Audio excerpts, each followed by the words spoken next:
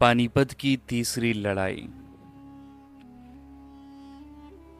یہ لڑائی ہندوستانی تاریخ میں ایک اور سنگ میل کی حیثیت رکھتی ہے۔ یہ جنگ 1761 عیسوی میں افغان بادشاہ احمد شاہ ابدالی اور مرہٹوں کے درمیان لڑی گئی۔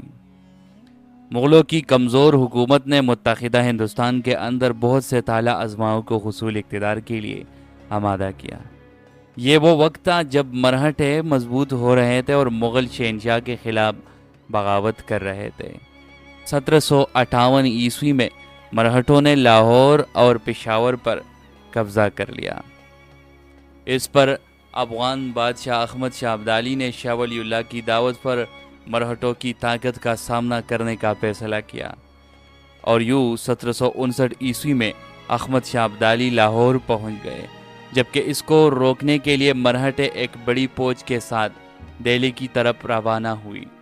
کئی چھوٹے چھوٹے معرکوں کے بعد 14 جنوری 1761 عیسوی کو پانی پت کے میدان میں فیصلہ کن جنگ لڑی گئی۔ اس جنگ کے نتیجے میں مرہٹے احمد شاہ ابدالی سے شکست کھا گئی، اور یوں احمد شاہ ابدالی سرخرو ہو گئے۔ پانی پت کی تیسری لڑائی کی اہمیت۔ اس جنگ کے نتیجے میں مرہٹوں کی طاقت کا ہمیشہ کے لیے خاتمہ ہو گیا، مگر افغان افواج برصغیر میں مزید کوئی کامیابی حاصل نہ کر سکی، کیونکہ ان کو سکھوں کی شکل میں ایک نئے اور پرخطر چیلنج کا سامنا کرنا پڑ گیا۔ اگر کسی کو اس جنگ کا فائدہ ہوا تو وہ ایسٹ انڈیا کمپنی تھی، جس نے جنوبی ہندوستان میں اپنی حکومت کو اور مضبوط کر لیا۔ پانی پت کی تیسری لڑائی برصغیر میں مغل کے اقتدار کے خاتمے کا پیش خیمہ ثابت ہوئی، اور یوں مغل بادشاہت کا زوال شروع ہوا۔ اس عہد زوال میں برصغیر میں مغل اقتدار کے کئی خریب پیدا ہو گئے، جن میں بنگال اور اودھ کے حکمران بھی شامل تھے، جو ہر طرح کے مغل اثر رسوخ سے آزاد تھے۔